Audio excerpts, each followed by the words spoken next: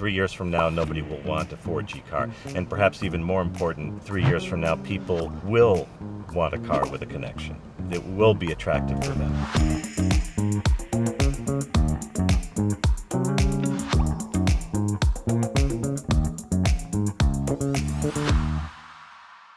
Hello everyone and welcome to our new roadcast, Drive to the Future. Today we have the pleasure of hosting Roger Lanctot.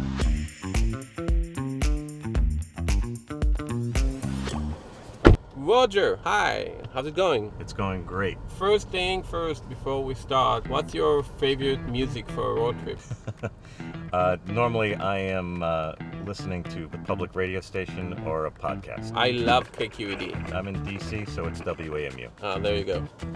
So, we need to introduce you to the crowd. Oh. What do you do? Okay, so I'm director of Automotive Connected Mobility in the global automotive practice at TechInsights. I also like to describe myself as the most connected executive in the connected car industry. What are the eras of connectivity and mobility? How would you characterize it? Well, we got started in connectivity with OnStar, of course, 26, 27 years ago. GM had the fear factor. If you get into a crash, the car will call for assistance. And then the smartphone came along. And then we moved into using car connectivity for customer relationship management, vehicle diagnostics, but these were all sort of low bandwidth applications. Things started to change when we got into electrification and then autonomous vehicles. And then, of course, the software-defined vehicle. With so much code in a car, you needed a connection to keep that software up to date. That changed the whole conversation. Yeah.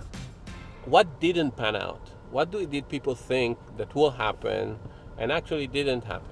The big thing that hasn't panned out is people have their smartphones and they think, well, I'm just going to project my phone with CarPlay or Android Auto.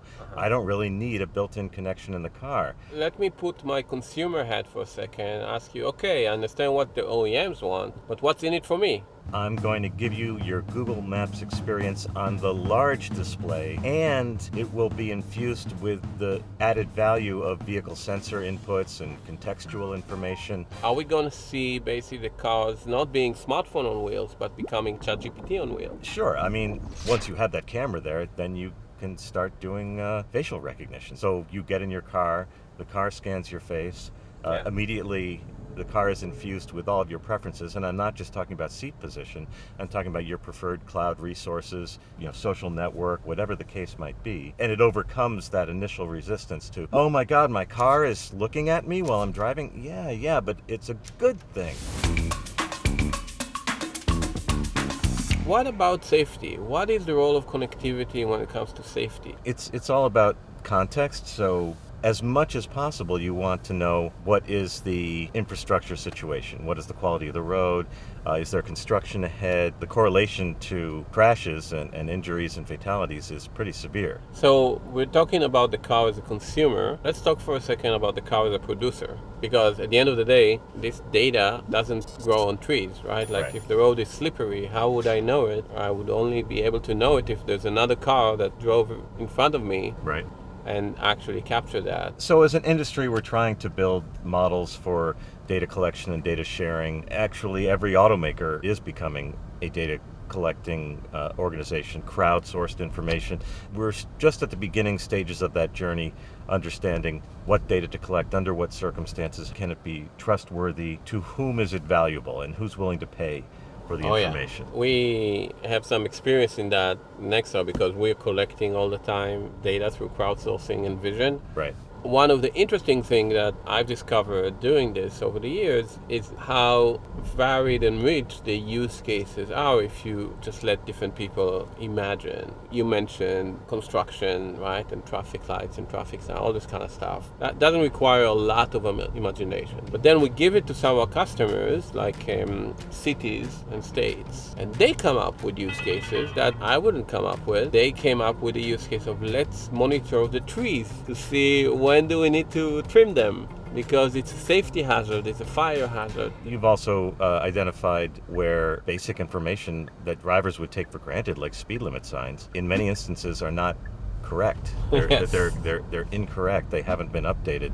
You could argue, who cares what the speed limit is at all times? Why did they require that? Well, because if you have an autonomous vehicle, maybe you want those autonomous vehicles to adhere to whatever the speed limit is, and it may or may not be posted, but you certainly want it to be accurate. You don't want a car automatically driving at a speed that is not the appropriate speed at that location. Let's do some rapid fire questions. That's for Okay. fun. At what year I'll be able to drive here fully autonomous?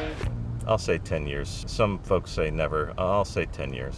When it's all said and done, will 5G have an impact on mobility?